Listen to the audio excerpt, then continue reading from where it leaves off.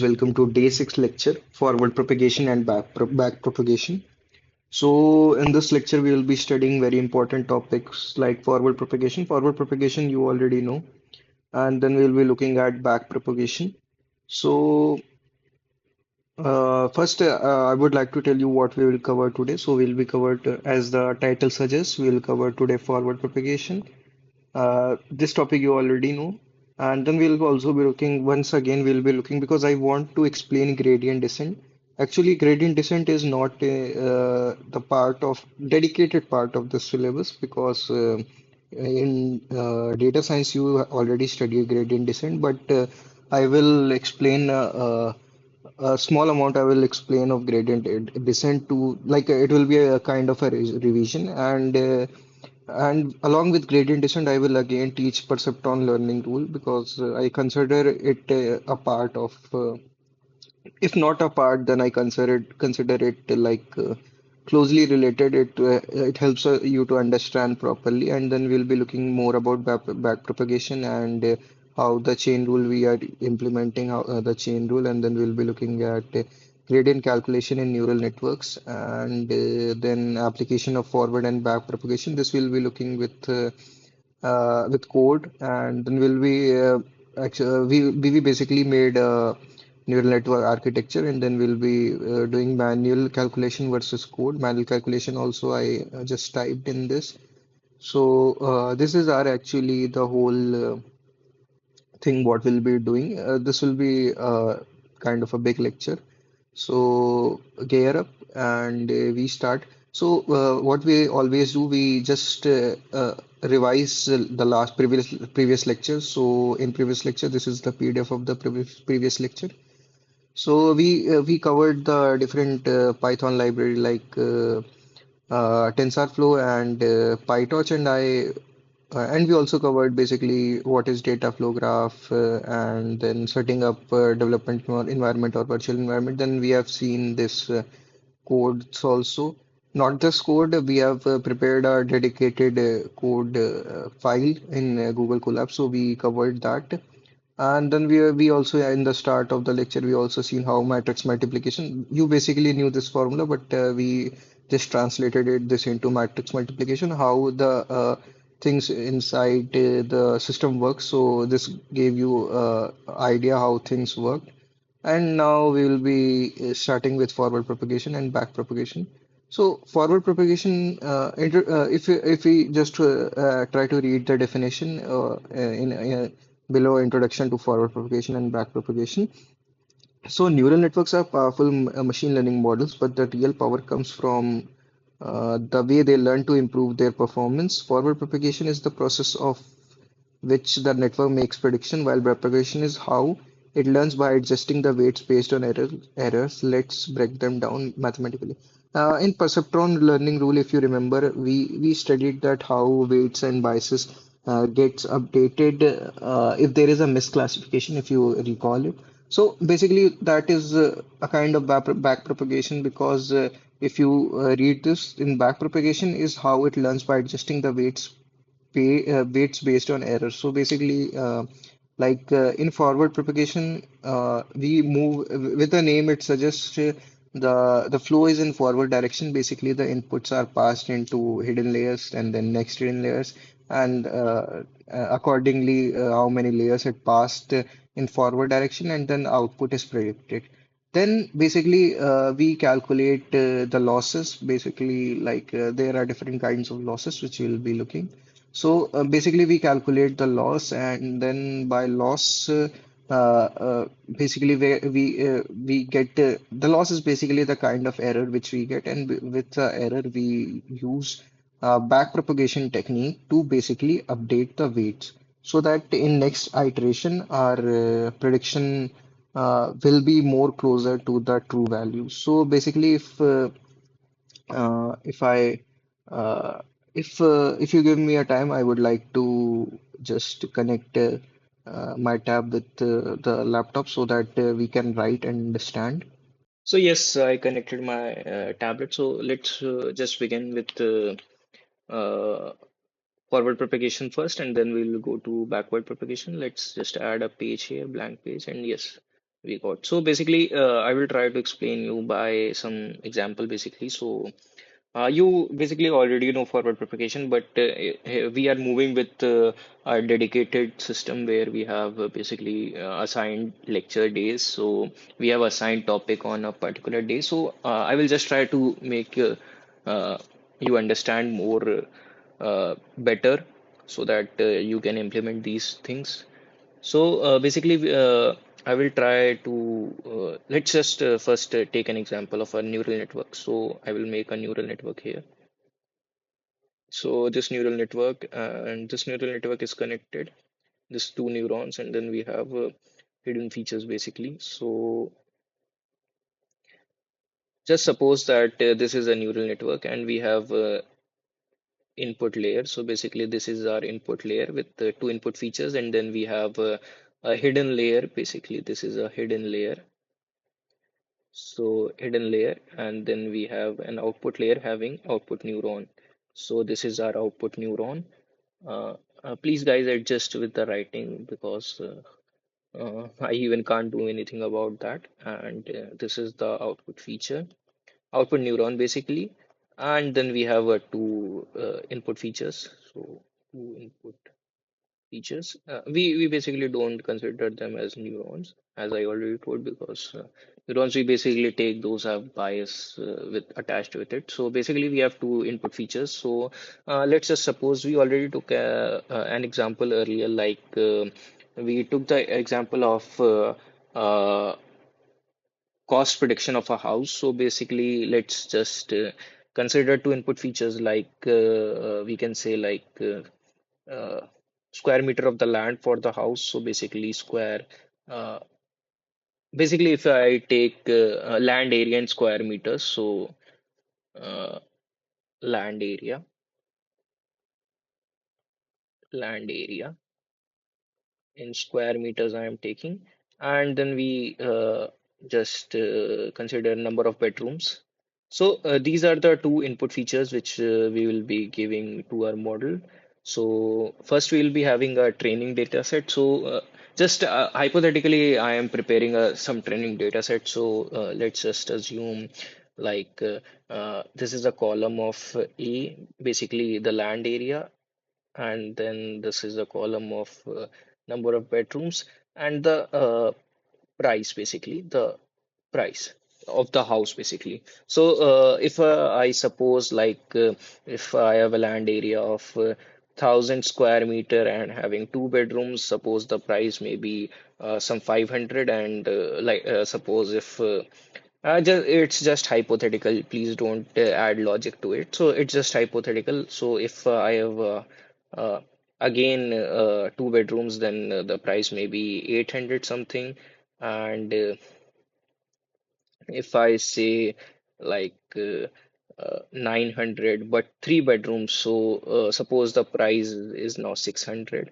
So basically, it's just a random data. So first we will be training our model with these training data, and then we have suppose there are many more training data. Like I just and then suppose there are 5,000 to 5,000 to 10,000 training data, and then we have test data. So basically, in test data, we will have the input features like suppose 1,200 and three bedrooms. So what will be the price of the house? So basically, our model will learn from this training data, and it will predict. Once the model basically is trained, so it gets training basically means that it acquires the weights and biases which closely fit to our data. So basically, the weights and biases will be accordingly managed, and then we will predicting the price of the house using a testing data. So we'll be having a test data and we'll be having a trained data. So this I can call it training data. So first our model will learn. So what happens like if I just make the neural network again. So just suppose it's just a very basic neural network. So just suppose this and then this. So basically like weights we can say like this input neuron. No, not a neuron, you already know. So input feature. And if I say like this first input feature attached with the first neuron of hidden layer has a weight W uh, 1 1, and then this weight is W 1 2, and then this is W21, and this is W22. So basically, first input feature attached with first neuron weight is W11. First input feature attached with the second neuron of hidden layer W basically 1 2. And similarly, you just got the subscript notation basically here. You understood basically. So if I say, and again, basically this will also have some weights like W, if I say it will be W dash 1 1, and this will be W dash 2 1 basically. So we if from the second last lecture, if you remember, we can calculate the number of trainable parameters. So you already know here the number of trainable parameters will be like bias attached to this every basically neuron, there is bias attached to it. That's why we don't consider input neuron. Basically we just say input neuron. It's a casual term now, but it is basically input features which don't have bias attached to it. So basically this neuron will have bias, and this neuron will have bias, and this neuron will have bias. So basically if we calculate the number of weights, so 1 2 3 4 5 6. So we have number of trainable parameters is equal to weights, total weights plus total bias. And as we know, we calculated the number of weights are 6, and the number of biases are basically 1, 2, 3. So total trainable parameters are 9. So basically when we pass our training data into this basic neural network, or if just we have an enlarged version of this neural network with many layers and hidden features, basically many hidden layers and then output. Yeah, so basically we calculate the number of trainable parameters, and at first these trainable parameters are randomly assigned. If you remember the perceptron learning rule, I already told you that at first these features are randomly assigned, and later on these features after every iteration or epoch, it tries to when training data is basically passed, it tries to learn the correct and weights and bias which converges with which basically fit close with the training data. So fitting with the training data means like it predicts the training data more closely. Like if I just go with the example, the earlier example. So if I suppose that this is the first training data. So let's suppose that I am passing this training data to it, and then there is random weights and biases assigned at first. So basically, like first we normalize data, but I'm not normalizing the columns first. It's just forget about normalizing. I'll be teaching you the models, and I will explain it. But just consider that we are passing this. 1,000 here and then 2 here. So basically these are the input features, the first input feature and the second input feature. The first input feature is land area, and the second one is number of bedrooms. And then these you already know, like this will be, so this is like in X, so there will be our input features. Like we are in previous example, we are having two input features, so X3 will be not existing, X1 and X2, and then the this basically matrix multiplication happens and by. So basically you have a fundamental idea how things happen. So just I will be explaining you what will happen here. So this will be multiplied by this, and this will be basically we will get example. If I just write the output coming out of this, just for a revision, quick revision, I am writing this. You already know how matrix multiplication happens and things we get. So just for an example, if I write in this input, this basically hidden layers first neuron, so the output coming will be like 1,000 into W11, 2 into basically this is W21, W21 plus bias. So considering it B11, so basically this is the bias.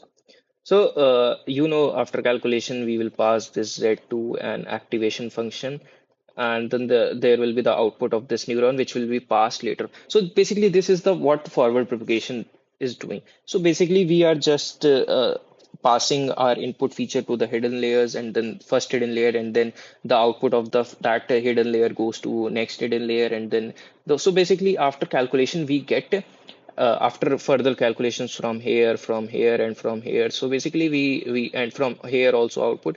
This is basically a regression model. You already know what is regression and classification model. So basically, we get a value. So like suppose we get 300.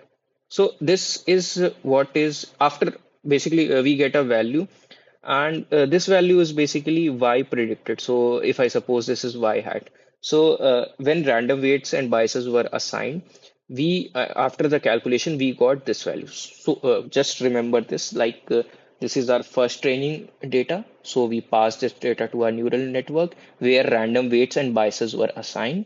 After the calculation of this from first hidden layer and the output layer, we get a value which is y hat. So this is basically the value y hat, which is basically y predicted. Y hat is y predicted. And you already know the true value. So y true is basically if I scroll, so 500. So basically, this is the value which we got when random weights and biases were assigned, and this is the true value. So you can notice the error. So basically, our model is giving result. Basically, it's giving a 40 result. So basically, the result, the error is of 200. There are different types of error and loss calculation. Basically, error is this, and then we have different types of loss calculation, which we'll be covering in maybe next to next lecture. And so basically, you got the error. So you already know this is not the correct. So this is not the correct value which our model predicted. Our model should predict a value closer to it. So you got the error. So this error will be translated to loss. Loss are of many types. So this error will be translated to loss, and loss will we will use loss to do backpropagation. What backpropagation does? Backpropagation will help to update the weights and bias. And the same thing happen with the next training data. This training data will be passed, and suppose the value comes out to be 750, and then so basically if it's y predicted 750 of this training data, again error will be calculated and it will be translated to loss. Then loss will be used and back propagation will be done, and then we will update the weights. When weights are updated, so we will get a more closer value. Like suppose in next training data we get it may be it may happen that we get 609. Then we will calculate the error, and that error will be translated to loss, and that loss will be used to do back propagation and update the weight. So basically what we are doing, the theme is same every time. We are taking a training data, we are just passing, we are doing forward propagation. You already know the formula of forward propagation, the matrix multiplication which is going behind the scene, and we will predict an output which is y predicted. So y predicted, we will we will use y true value or ground truth, and we will just get the error. So that error will be translated to loss, and that loss will be used for back propagation. What is back propagation? It is a technique which we basically use for weight updation and bias updation. Basically, we are using it for training our parameters. It's not just weight updation; also includes bias. So basically, we are updating our trainable parameters to closely fit the data. What we mean by closely fit the data? To predict the value more closely, not just random value, but to predict the value more closely to the value which we know or which we require. So once our model will be trained, so it will predict value closely because the weights and biases are adjusted in such a way that our model predicts a value more close to the the value which we already know, like maybe after training, the value here will be like predicted will be suppose 498, and suppose here it will be 802, and suppose here 601. So basically, when weights and biases are basically the correct weights and biases we get, our model will closely fit to the data and predict values near to the true values. So basically, we get our weights and biases, and that we can use to predict the testing data. Here we don't know what will be the what is the true value, but we already have trained a model which predicts the house price. So basically, we will just pass this data and this data to our this model, and it will predict some data which we can assume to be correct because we already have trained our model in this training data set. So this is basically the theme which we always do, and basically, this is the theme which we do, and where is the notes? And so notes are appearing. So this is basically the whole theme of forward propagation, and how forward propagation and also back propagation. Back propagation I will also teach in more depth. But what basically I wanted to tell that this is the theme of how things happen, how the training data set is passed, and then weights and biases are updated after we calculate the error, and then error calculated translated to loss is used for back propagation, where weights and biases back propagation, like in forward propagation we are moving in forward direction, passing the input feature to the first hidden layer, then that the output of the first hidden layer to next. In back propagation we are just backtracking the same path and updating the weights and biases. So basically this is the whole thing which we'll be studying today. So I just wanted to give you the idea by this example. I hope you understand, and then we'll go through the definition and the formulas, and then we'll going through the code. So this was the basic idea how things are working. Now let's just move to the more formal definition. Like you have we have I hope I made you understand the whole topic what we will be covering today.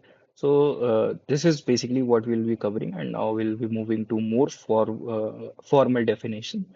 So what is forward propagation? Forward propagation is the process where data moves through the network layer by layer until a final prediction is made. This process involves applying linear combinations of weights and inputs and then activating them using nonlinear activation functions. So this is the formal definition. You already know this basically. You have been doing this thing earlier also. So basically this is the more formal definition. So for each layer, if I read, the inputs from the previous layer or initial input features are multiplied by weights. A bias term is added. The result is passed through an activation function to introduce nonlinearity. So this is basically the formal definition, and the forward propagation mathematics you already know, like we have already done this thing, how matrix multiplication, everything is just stored, and here is more formal definition. Like input feature, you already know these are the input vectors, and then we just do basically get the output features like 4:1. If we have the weights basically like 4 cross 3, and then it will be multiplied to the uh, input for basically we have four neurons in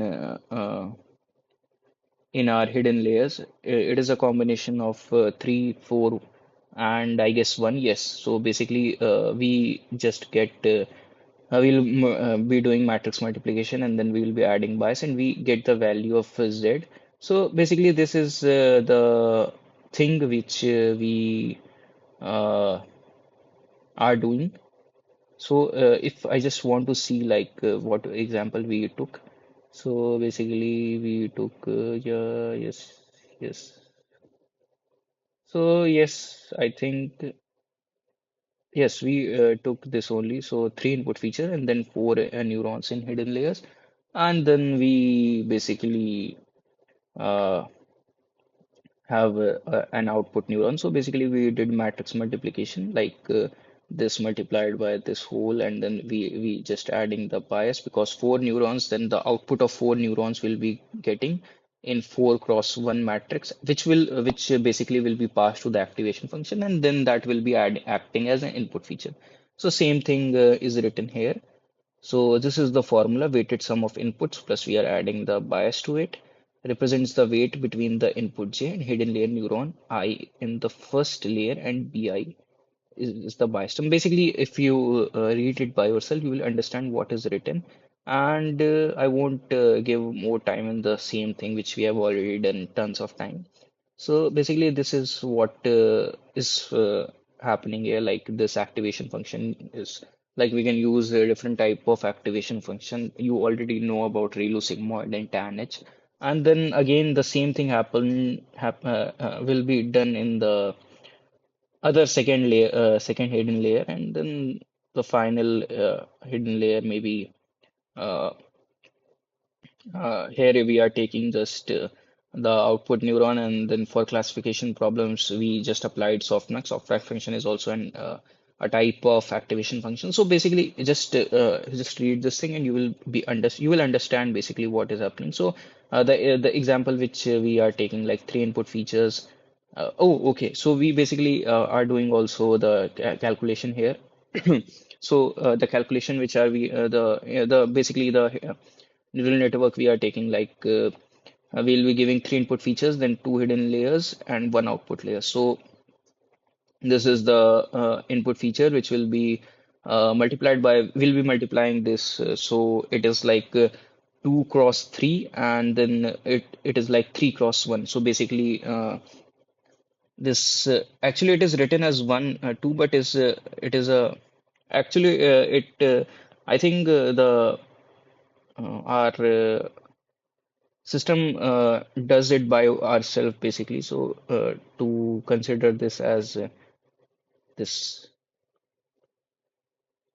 so this you can say it will be like this, and then it is like 2 cross 3, and it is 3 cross 1. So 2 cross 3, we are doing matrix multiplication. So suppose it's comma 3 cross 1, so we get 2 cross 1, and then we have bias of 2 cross 1. So we have a bias term which will be like B1, B2. So let's just make this neural network. Like we have three input features, 1, 2, and 3, and then we have two hidden layers. Two hidden layers having like two neurons basically, because how did I know that there are two neurons? Because it is not written. But we can look like three input features, and we have two neurons. Like rows are telling about the number of neurons which the hidden layers must have. So basically, it will be like this and this. So this. So basically, we just calculated this thing. So there will be bias B1 and B2 attached to these hidden neurons. So this is the basic calculation which you can do by yourself, or by yeah, basically you can do by yourself. These are the simple calculations. So there will be matrix multiplication, and you can calculate the output of this neuron, like Z1. If I say this, after calculating this, you will get the output, not output, because output will be basically after passing this weighted sum from the activation function. So basically, it is the weighted sum you get, like it is already written like weighted sum you will get. And then we'll apply the activation function and pass the result to the next layer and repeat the process. So this is also not the complete calculation. It just gives you a broader idea how forward propagation happens. So, just summing up all these things about forward propagation, I can say, like in forward propagation involves calculating the weighted sum at each layer and applying activation functions.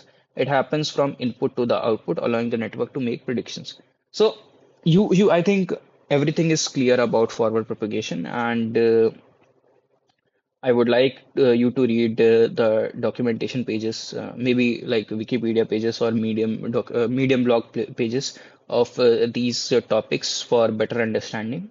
And now we will move to perceptron learning rule versus gradient descent. Actually, before starting back propagation, I would like to just make some things clear about perceptron learning rule and gradient descent. So I just added this topic. Perceptron learning rule versus gradient descent. We'll be looking at the key differences between them. We already covered perceptron learning rule. There was a dedicated lecture, and gradient descent you must be knowing because if you are studying deep learning, you must have covered the data science also. So this will be just a quick revision about perceptron learning rule and gradient descent because uh, for basically for back propagation you need to understand feed forward propagation. Basically we call forward propagation and gradient descent. So because we I was teaching you gradient descent, so I basically it's my way to add perceptron learning rule to along with gradient descent. So, if you remember what is perceptron learning rule, so perceptron learning rule is a specific weight update algorithm designed for training the simplest neural network model, the perceptron.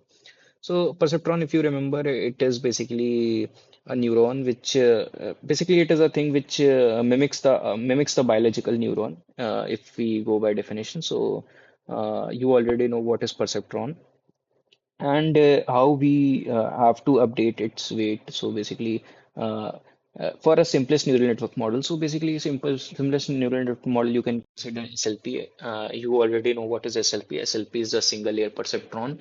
In SLP, if you remember, we have input features attached to a single neuron, basically a output feature, and we don't have any hidden layers. So basically, that is SLP, and in MLP, multi-layer perceptron, you have many hidden layers. So basically, uh, this thing, perceptron learning rule works for simplest neural network models. And if I just try to write this formula in a better way, like here, W new. So it is basically the new weight and W old, the old weight, plus neta. So neta is our, you already know, it is basically the learning rate. Y hat and X. So X, you know, it is input feature vector, if I say. And this is basically the formula of perceptron learning rule. So basically, we have new weight, which is equal to old weight plus neta learning rate, which is multiplied by the error. Basically, the error, if I say, uh, which can also be translated as loss. But if I say this is the error, so the error is Y true label. So Y is basically the true label, and Y hat, as you know, is the predicted label which is multiplied with whole, which is or the subtraction of this is multiplied by input feature vector and neta, and then with it is added. So basically, this is the perceptron learning rule. So yeah, X is the input feature vector. So basically, this is the idea of perceptron learning rule. It's not just the idea. I haven't told the idea, but I just make it clear about what is the formula and how things is happening.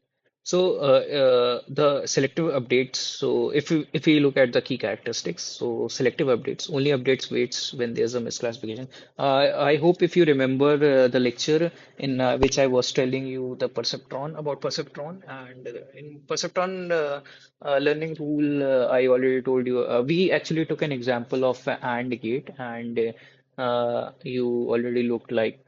That was a binary classification problem, if you remember. So we have two labels, one and zero. So if you remember, like we were passing, we were having input features like 0, 0, and another input feature like 0, 1, and another it was 1, 0, and then 1, 1. So if you remember that how we did, and then was that was a binary classification problem where we were just passing these input features and we have to classify between 0 and 1.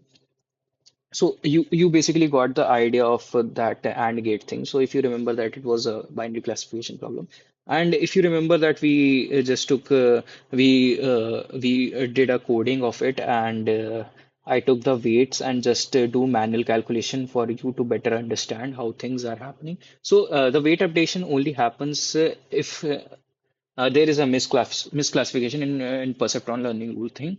So this the same thing is written here, and the next line binary classification, the same thing which I have told you.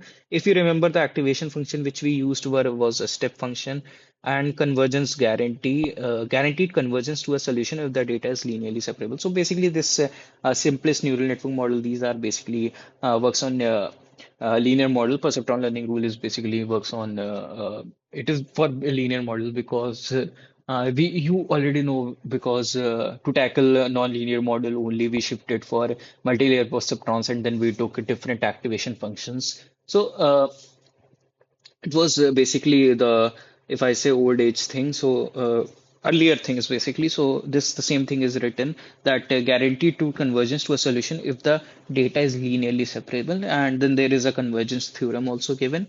You can just read these things, and if I say error driven weight updates are directly proportional to the prediction error. So this thing also you can just understand by the formula, like suppose this y minus y hat is our error and it is directly proportional to the weight.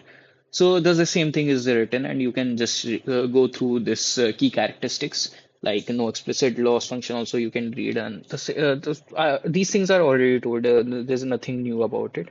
And if we go to the gradient descent, so gradient descent is very important for back propagation. Like I earlier told that. For better understanding of backpropagation, you need to understand gradient descent and you need to understand forward propagation. So we already done with forward propagation. Gradient descent, I will just give you just help you to revise. So gradient descent is a general purpose optimization algorithm that minimizes the differentiable loss function. So the formula of gradient descent is if I write once, so it is like W new is W old minus neta dot ly dot w. So this is basically, if I say, this is the basic formula. So of gradient descent. So neta is the learning rule, and dou by w is the gradient, basically the gradient, which is the loss may be dependent on many weights and biases, basically many weights and biases. So that's why we are partially differentiating this thing.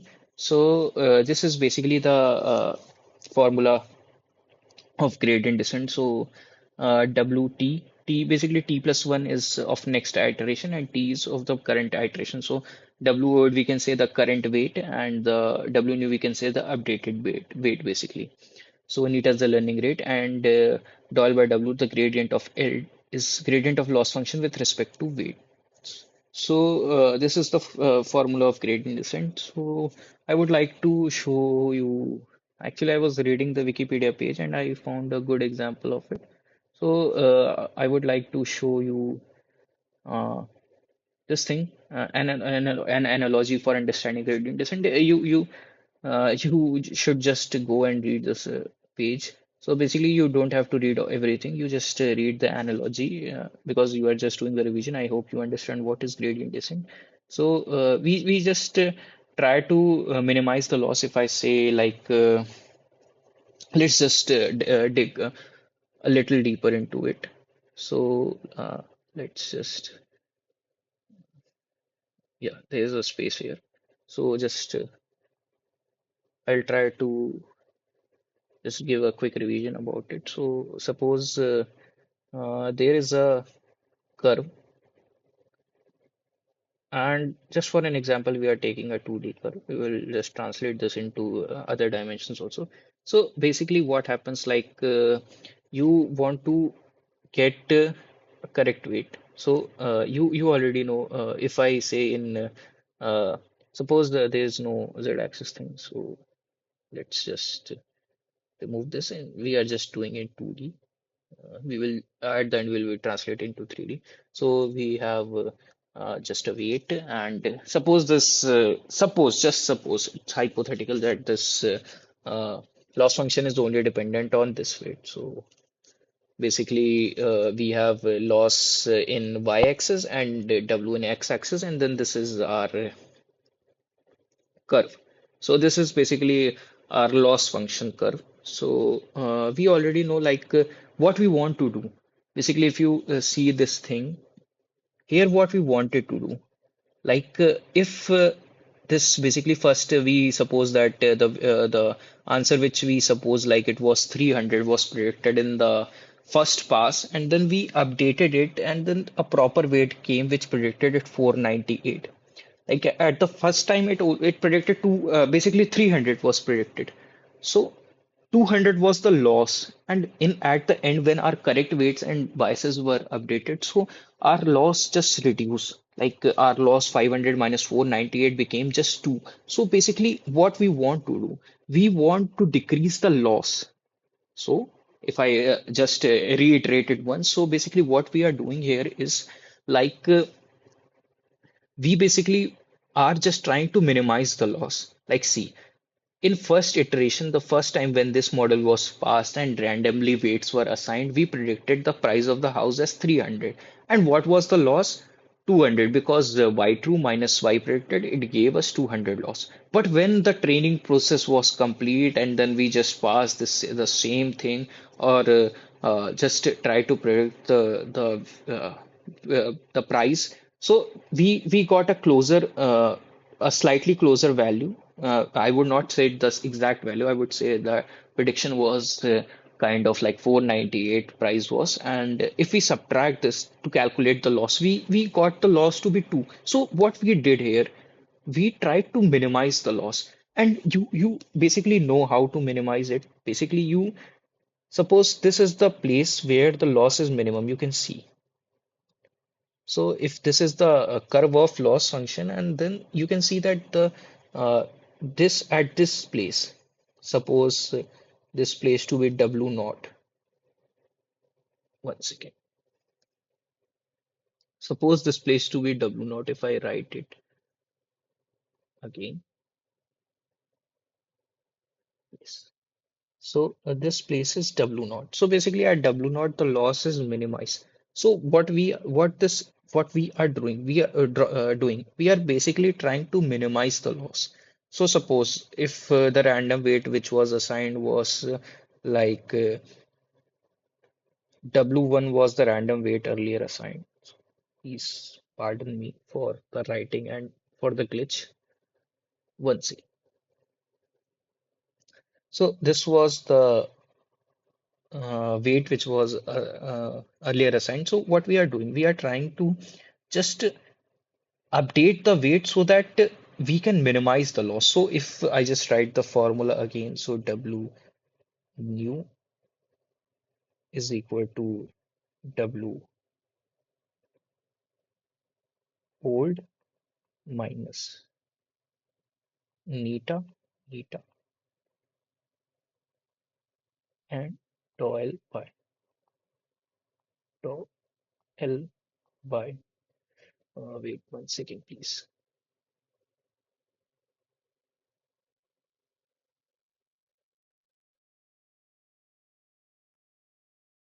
So tau L by tau W.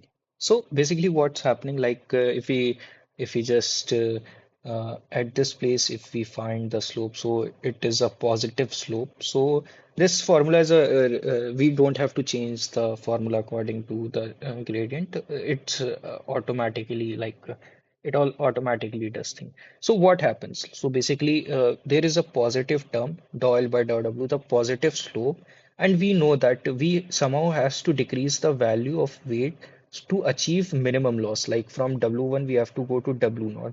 So we have to decrease the value of weight to get to the W naught. So what we are doing, like neta is the learning rate, so multiplied by dou L by W. So W old, W new basically, suppose this is W1,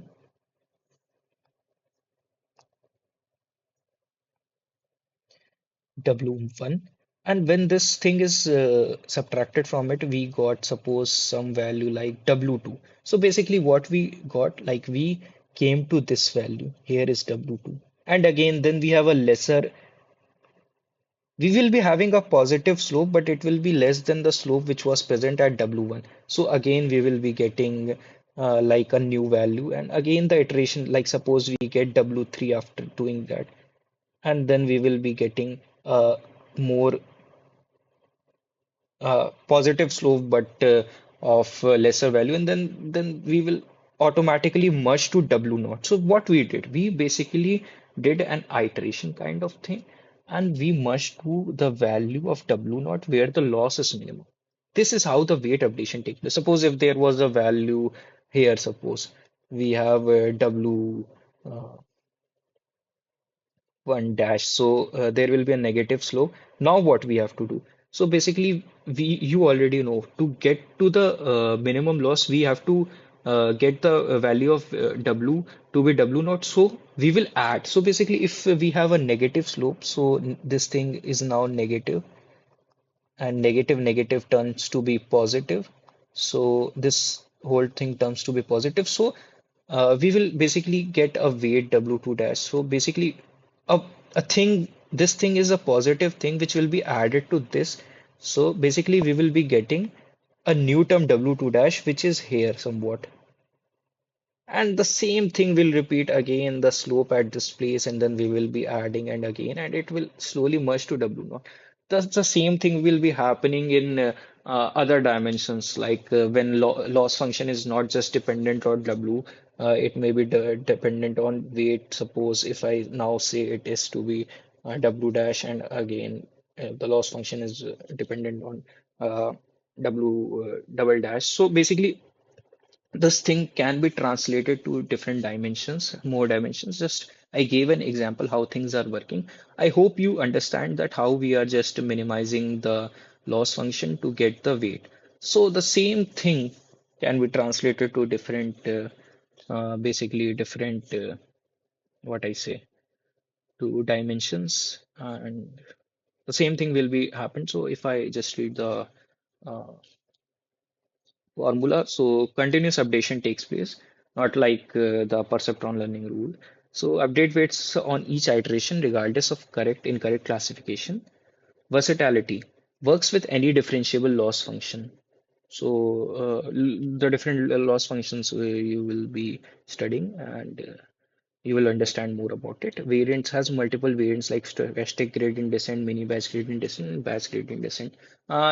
I don't want to teach this in this lecture because you already have studied about gradient descent in data science course. So uh, next is activation functions compatible with various activation functions. Calculus based, yeah, it's calculus based because you are just finding the gradient and solving. Explicit loss function requires a differential loss function, mean squared error and cross entropy. The loss function is the same thing you will be studying. So you don't have to worry about these things. You will just in 2 to 3 lectures, these all things will be clear. The basics of deep learning will be clear.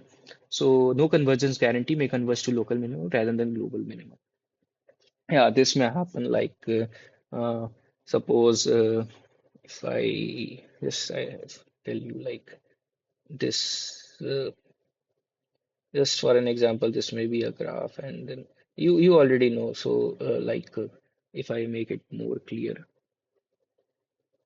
this is basically the mathematical part of deep learning. So you if you know calculus, it's then thumbs up, you will understand everything. So suppose this is your graph, and this is your local minima, and this is your global minima. So basically this may happen that updates are based on classification error rather than no, so this thing may converge to local minima rather than global minima. So this was the key idea of gradient descent, which I wanted to teach you once before we start with back propagation. So detailed comparison, we should look at this one. So perceptron is basically based on simple error correction principle and based on multivariable calculus and optimization theory. This you have already seen in the formula. The formula of both reflects these things. And update mechanism, you already know the formula for. So basically, formula translates many things. Like perceptron only updates when it makes mistakes and the magnitude is independent of how wrong the prediction was. Updates continuously with magnitude proportion to gradient of the loss function. Same thing, which I already told you. It's you just once look at the formula, you will understand. The similar things were told to you in key characteristics of these. And problem scope limited to, yeah, linearly separable binary classification problems like AND gate of the problem where we were just getting two labels, one and zero. We were classifying between one and zero. If you remember the problem. And gradient descent can handle complex nonlinear problems across regression, multi-class classification. So the problem scope you also understand, and network complexity you already know. Like perceptron is basically limited to single layer networks, SLP we can say, and gradient descent powers multi-layer networks, MLP, basically through back propagation. Yeah. So you just try to run this implementation code and you will be understand, you will just get the idea. So just we made a function and we will be running this code. So don't worry about it. So when to use which, and we will not be using perceptron learning rule even if it's a very small neural network thing, or basically we will be using gradient descent only for we will be doing gradient descent because we will not be facing any linear separable problem. We will be facing always be mostly we'll be facing, I mean, 99% times we'll be facing with the non-linear problems, and we will be using gradient descent, so don't worry about what to use. So this is just uh, kind of unnecessary thing. The perceptron learning rule can be viewed as a special case of gradient descent under specific conditions, but gradient descent is much more general and versatile in modern machine learning applications. So this is just unnecessary thing to say that when to use, which we will be using gradient descent only. So this was the key idea which I gave to you before we start backpropagation, and now the time has come to study what is backpropagation. We will be looking at backpropagation. So this is the second part of the lecture. Basically, this lecture is divided into forward propagation and backpropagation. And what is backpropagation? Propagation, if we go by definition, backpropagation is the process of calculating how much each weight in the neural network contributes to the error at the output.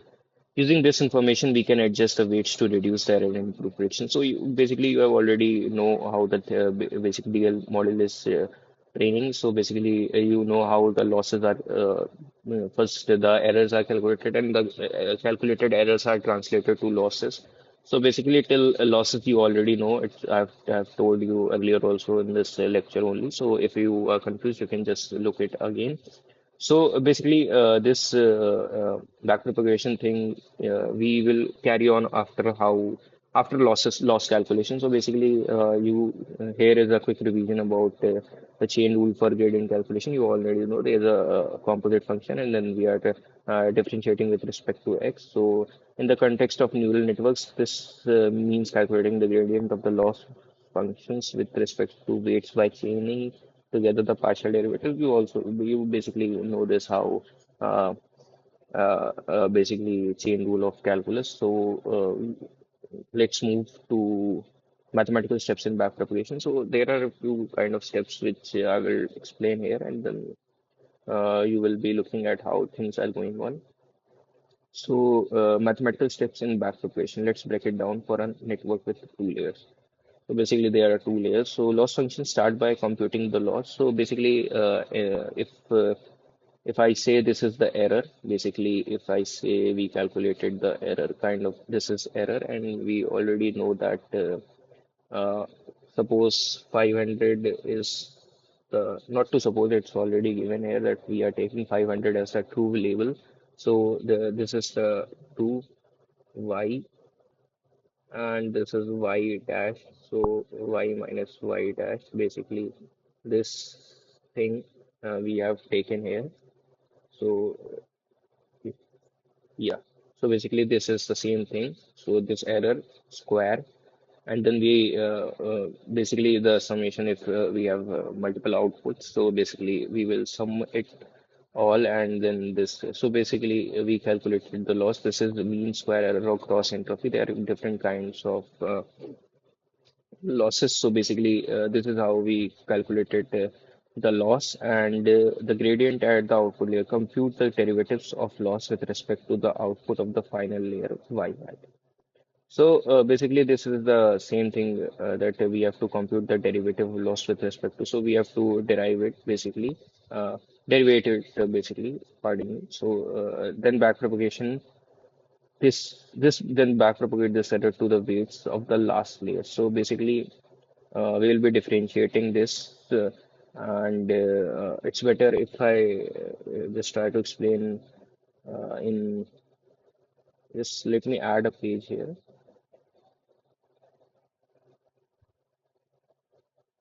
So did the page add? One second. Did it add? Yeah, but one second, please. So yes, I just added a page. So I would like to first explain this concept more like verbally than compared to reading the definition, and then we will just read definitions to better understand. So I will be taking an example, the same example which we have taken. We'll be taking the neural network, the same neural network with one hidden layer and output layer, and hidden layer containing two neurons and two input features. So basically, I will make the same here. So let's just say like if yeah, so it's not working. Yeah, so so this is our neural network.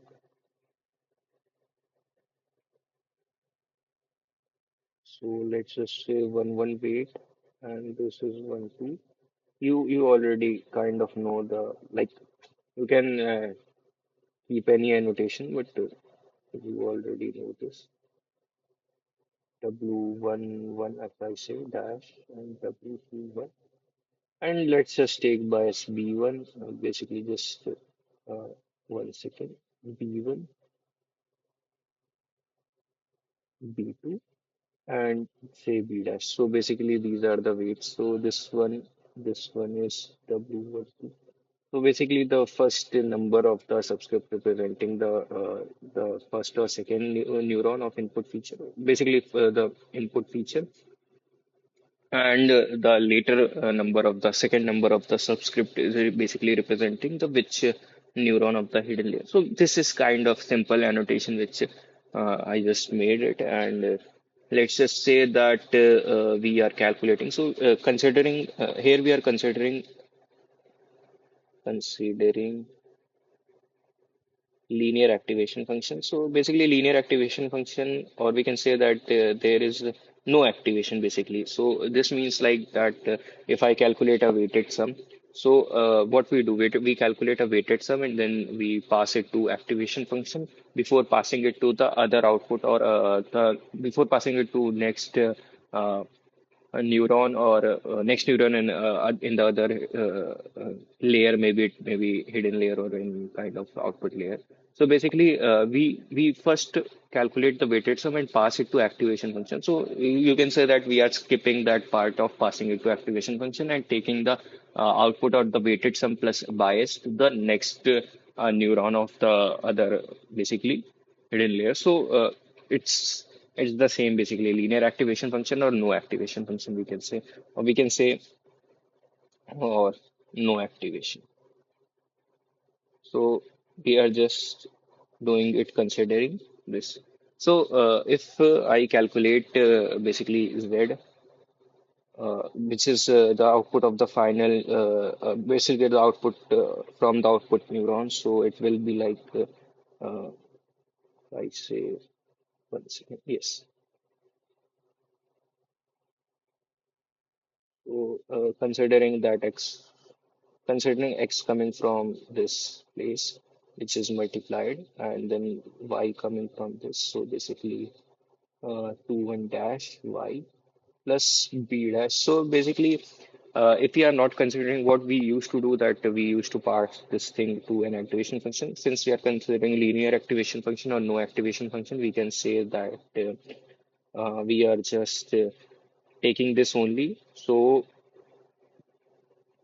basically, if I say I was just checking the if my this thing microphone is connected or not. So basically, if I pass this to if we are not basically considering not passing to activation, then we can consider this as the y dash because this is the predicted value. So you already know that we are calculating the loss since there is a single output neuron. So basically, uh, we can say that the loss is directly we can write that loss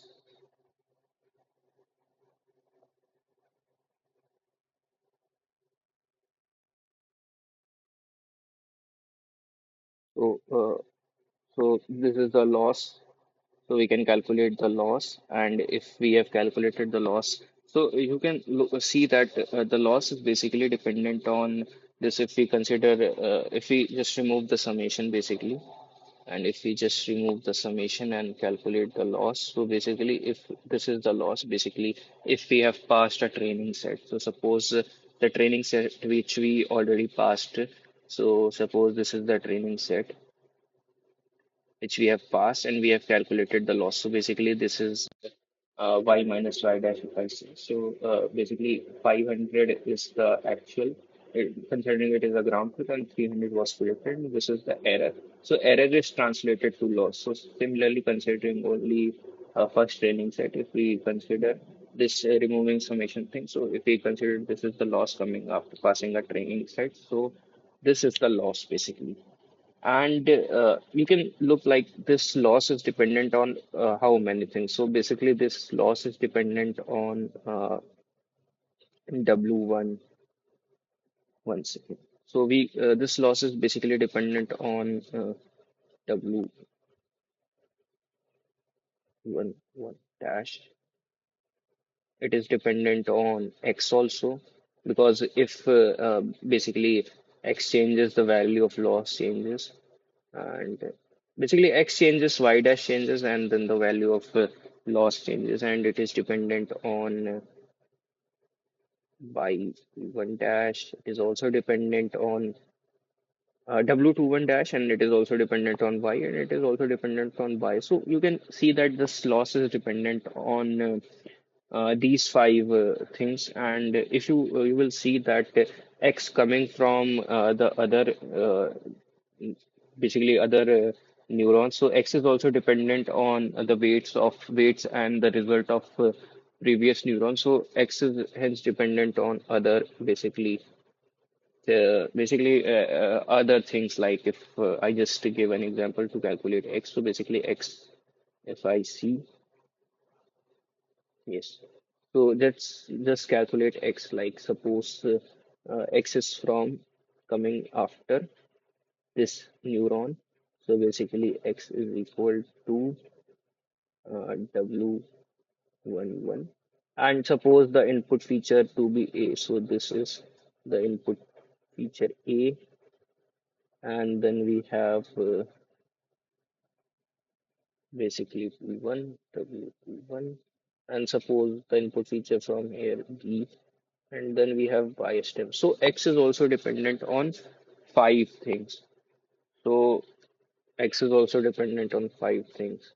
And similarly, Y is also dependent on five things.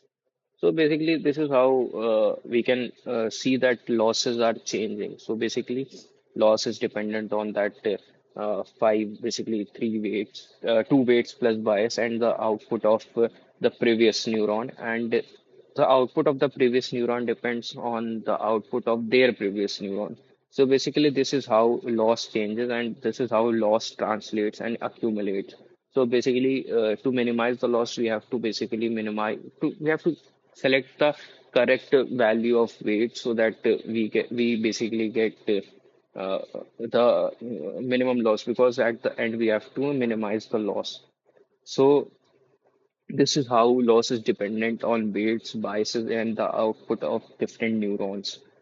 So we already have seen the formula of gradient descent. So if I just translate, so basically if I just take you back to that place, so we already know this is the formula, and similarly the formula of bias also this.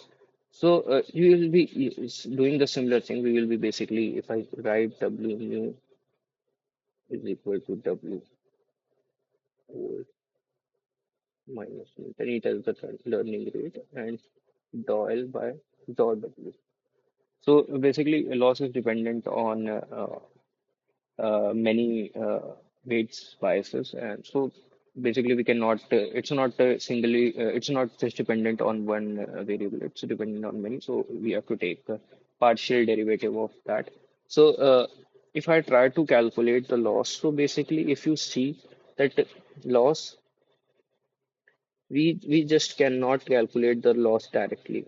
So if I try to calculate this thing, so suppose that if I am taking TW dash new, if I sub right, and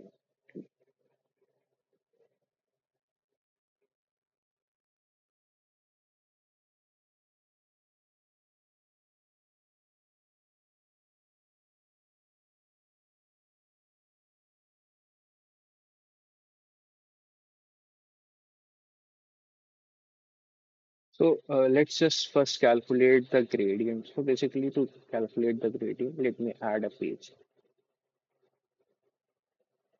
If you look at the formula, so if you look at the gradient formula to get the updated rate of W11 dash, so we what things we have? We already have this old one. We have we are know our basically we know the learning rate. So we have to first calculate the gradient.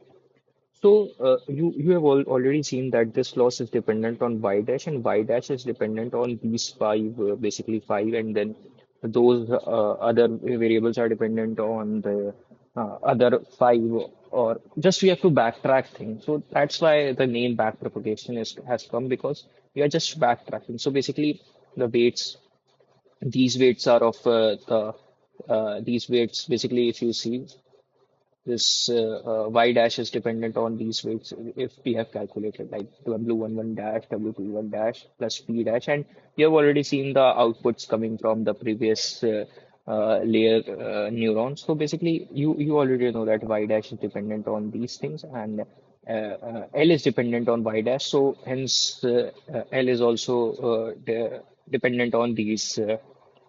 Basically these if I say weights, bias, and the outputs. So you already know that this is the thing which I already basically explained you these things, that if I again repeat it, basically the loss is dependent on y dash, and y dash is dependent, if I write basically y dash is dependent on these things, and since loss is dependent on y dash, so by changing y dash, basically we change the loss. So this is the gist of it. So to calculate basically to calculate the gradient, so since loss is dependent on y dash, so and y dash is dependent on these weights, biases, and the outputs of the other neurons, so we have to apply chain rule. So basically to calculate tau L by tau W1, so it will be like tau L by tau y dash and tau y dash upon tau W1, basically dash, dash. Yeah, dash. Yeah. So this is the gradient of basically W1 dash thing. W11 dash. So basically doubled by W1 dash, W11 dash. So this is how the gradient is calculated by applying chain rule.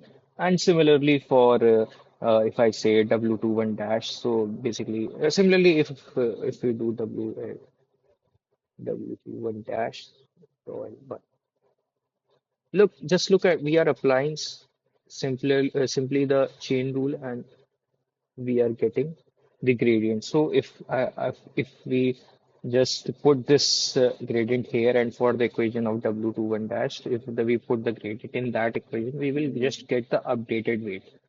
And same thing will be going with the bias also. So let's just say like if I want to calculate for W11, so same thing will be happening. So basically, if we just backtrack this, so we can see that W11. So for W11, we will be doing like X. Basically, X here comes, and then X is dependent on W11. So basically, if we just try to first write the gradient descent equation, so this mu is equal to W11 old minus neta, neta the learning rate, and W. So this basically is the thing you already know. We can just write old. We can also remove it. It's the same thing. So I just removed so that you don't get confused about it. So basically, if we try to calculate this gradient, you already know the initial weights. So you know this, you know neta, basically the learning rate. So to calculate W11 mu, we just have to get the gradient, and then we can just apply simple calculation to get the updated weight. So if I try to do this, so the loss is dependent on y dash, and y dash is dependent on I see x, which is the output coming from the first neuron of hidden layer. So if I just say dy, and x is dependent on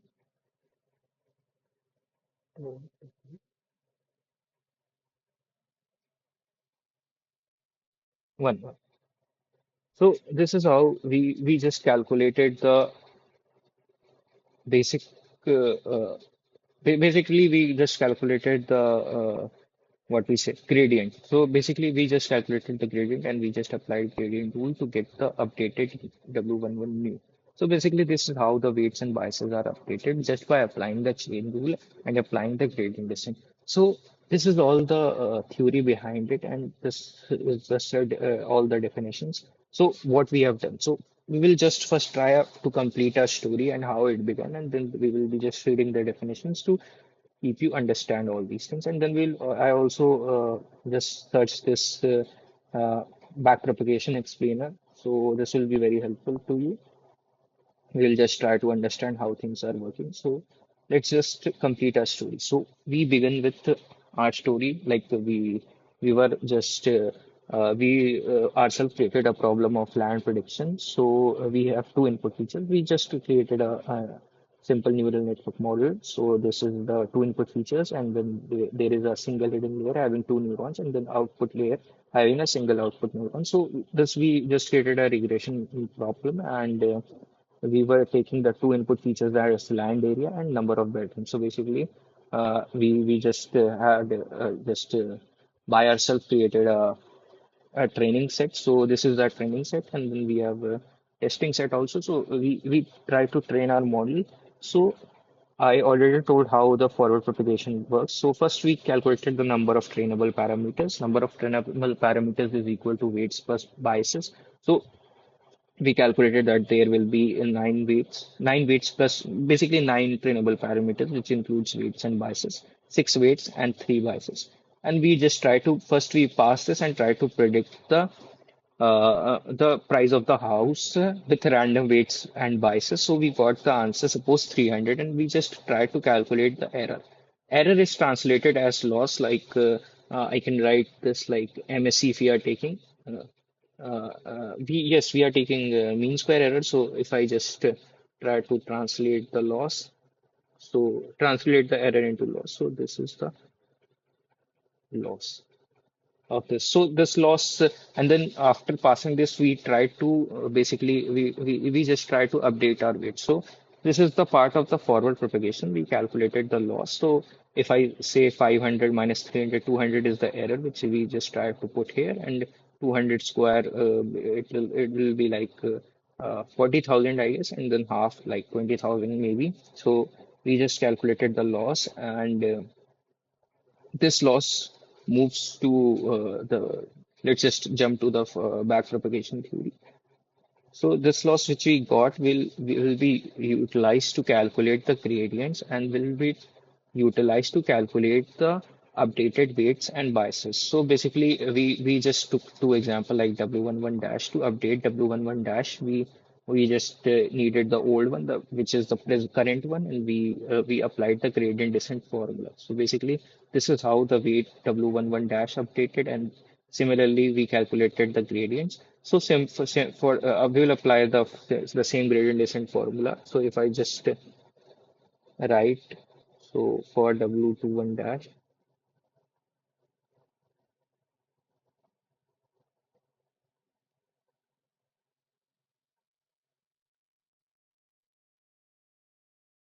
so this is new and this is the current or old we can say. So we will just put this gradient here and we will calculate the updated W21 dash, and similarly for the bias, and similarly for this W11. So we will be just doing this for all the trainable parameters. So if I say there is a trainable parameters, if we just count one, two, three, four, five, and six. So basically six weights and three biases. So we will do the same thing to all. We will just calculate the. So we will just try to backtrack like X is dependent on this. So we need to get W11. So we just applied the chain rule and we got the gradient and we put the gradient into to the same gradient descent formula and we just got the updated weights. So this is how the thing is working. So next again, the next training set will be passed, and again some weights and bias. So again, some prediction will be made, and loss will be calculated, and the next loss will again be treated like this and differentiated, and then just will be calculated like this. So this is the thing of backpropagation and how weights and biases are updated. So basically, the trainable parameters are updated like this. So this is the whole story of it. So now we will just read the definition and I will just end it by I will try to give you some codes. So I won't explain the codes here, or maybe I will explain. We will look at it. So let's just read the definition once. So yeah, we have already seen how chain rule thing and how the losses are calculated mean square error. So basically, this is a mean square error. You can look like we are adding and then it's like averaging. So that's why the name came mean square error.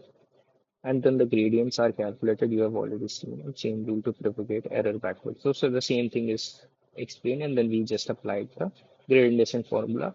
So this is the basically the theory of it. So that we can say that we have some steps we can, if we just want to write the steps, you can just write it by yourself also. That first forward propagation is applied, loss is calculated, loss is differentiated accordingly to the weights, and the weights are then updated by using gradient descent formula. So this is the whole theory of this. It's just very easy thing.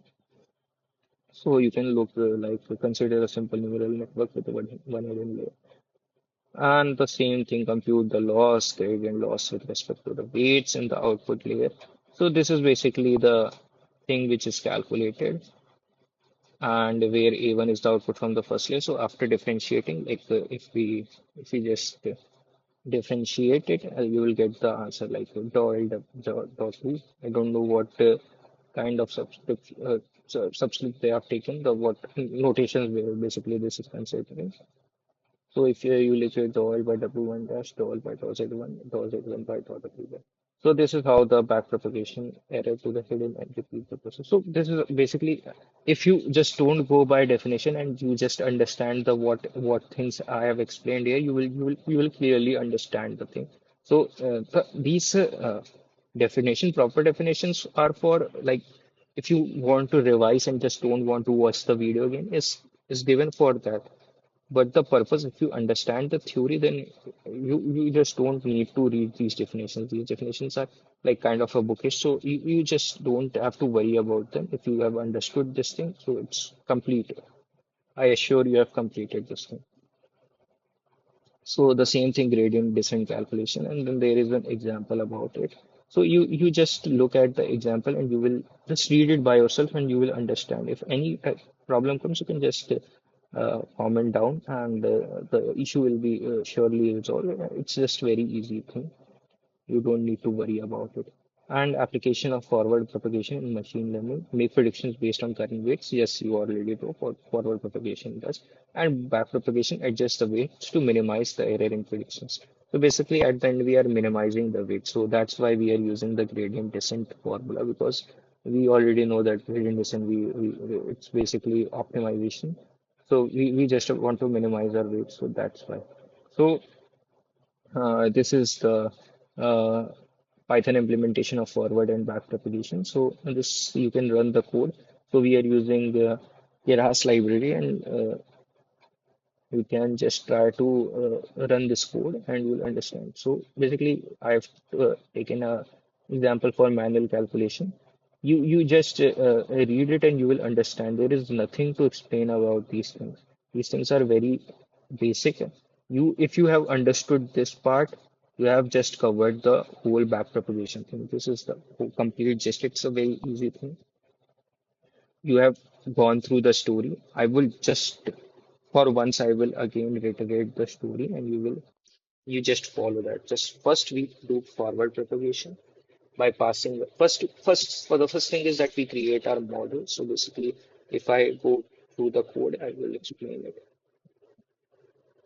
So here is the simple thing. So first we have created a model. Basically, this is our we are using Keras, basically TensorFlow, which is combined with Keras. So we are just creating a simple neural network model, and then we are assigning the loss categorical cross entropy and then optimizer Adam. This you will optimizer you will be studying in maybe next to next lecture, and then we have given some random input data we have given, and we also did a model dot summary to get the summary of our model, and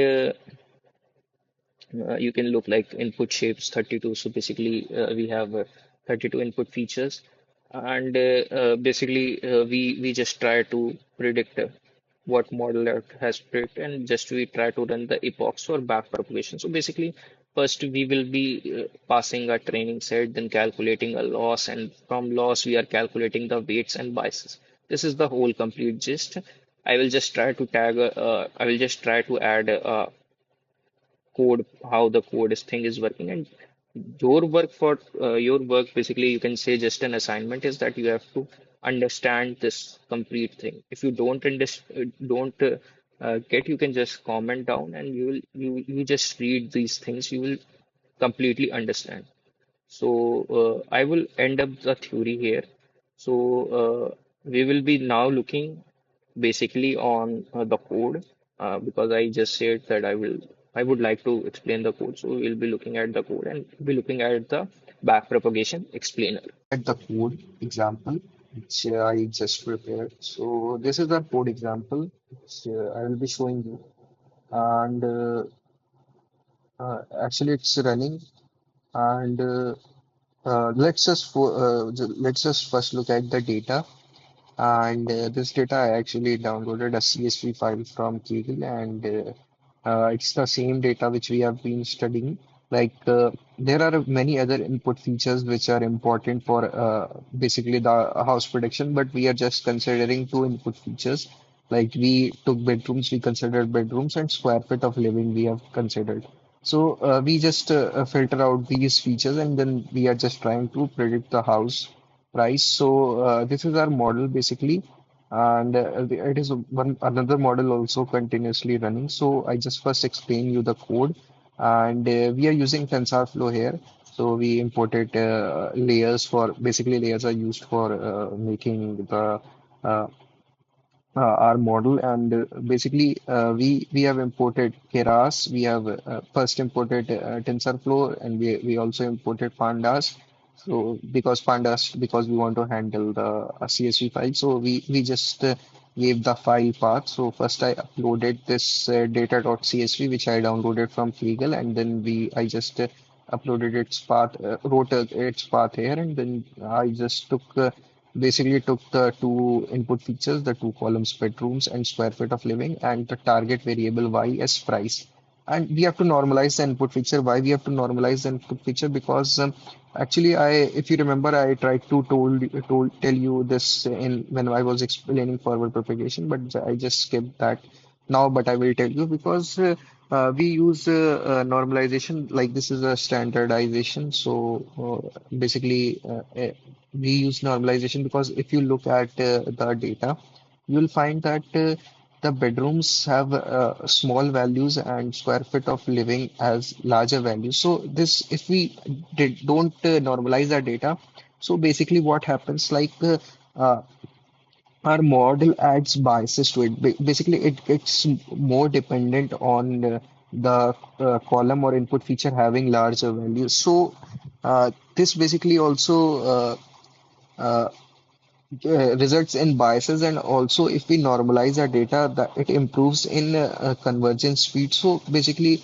That's why we do normalization. So we don't want uh, to add biases to our model so it is more dependent on certain feature and less dependent on the other. So to avoid this thing, we do normalization. So what we are doing, like for bedrooms and square feet of living separately, we are doing like in square feet of living, we will be calculating the mean of all these row values, and then we will also be calculating variance, and then we will be subtracting the mean and dividing it by standard deviation. So basically, we will be doing it on all the values, like we will be doing on the first, second, third, and we will be doing this operation on all the values. Similarly, we will be calculating the mean of all these bedroom, and then we will be calculating standard deviation, and then we will be subtracting the mean and dividing by standard deviation to all the values. So this is how we normalize our data, and then we pass it. So I just took the same model, basically the same model, but the activation function here we are taking as ReLU, and it is the same model with the two input features, hidden layer having two neurons, and an output feature. It is the same model which we had made. We use Keras.sequential to make this model, and then we just compiled the model, and we took the optimizer Adam and loss MSE. Optimizer, as I said, I will teach you, and then we basically I tried to. This is to show you guys how the things are working. So basically, we first did model.summary. So our model.summary gave the summary of our model. So basically, we are having uh,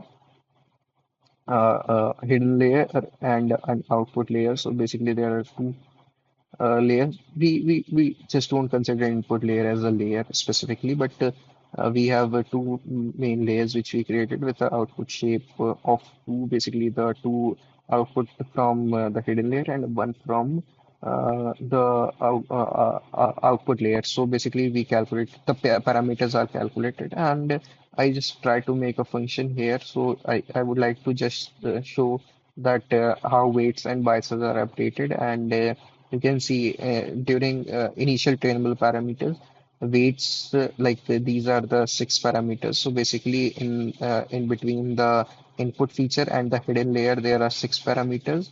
So basically, four weights and two biases. So biases having zero zero. So biases has been initialized with zero values, and weights have been initialized with random values. And the number of parameters between the output layer and hidden layer are three, basically two weights and one bias. So bias again has been initialized with zero value, and weights two random values. So if we try to, if I just ran this like 50 epochs, and batch size I have took one. So batch size one means uh, for like the model is taking one row at a time. So basically one row is passed and the weights are updated, and one row, the second row are passed and weights are updated. So for every epoch, our weights are updated for like 4,600 times. So that's why I took batch size one, basically. So this thing is basically happening, and our model is getting trained. You can look at the weights, how weights got changed, like the bias got a value. So we basically got the values of bias. So this is just an example to show you how things are working. And I also this was a very simple model, so it won't like converge accurately. So I just trained another model with first hidden layer with 64 neurons, and then 32 neurons, 16 neurons, and the output layer with one neuron. So uh, it's like I trained for 25 epochs. So you can look at these are the basically the number of trainable parameters. So if I just I printed it in separate, so like 192 in the first hidden layer, between first hidden layer and the input layer, and then 2080 between the first hidden layer and second hidden layer. So these are basically the number of parameters. So if you look, the total number of parameters are 8,453. So trainable parameters are 2817 and non-trainable parameters 0. Optimizer parameters are 5636. So these are basically the number of trainable parameters, the total trainable parameter is 2817. So this is if we sum all this, so the total trainable parameters is 2817. You can Just sum them all these and you will get 2817. So this is the trainable parameters which we are more bothered about. So if I am printing the weights, so basically trainable parameters are just printed like this. So you can just look at these trainable parameters. You don't have to look, I just printed them. So actually these are kind of not necessary, but to show I just printed. So if I just remove this thing and just train it again, it will take some time. So just you can look like the model summary printed by using model.summary thing. Same as been printed here also, and then I again it's printing.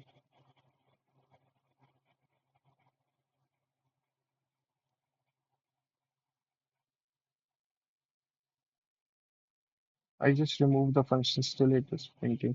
Oh, this callback.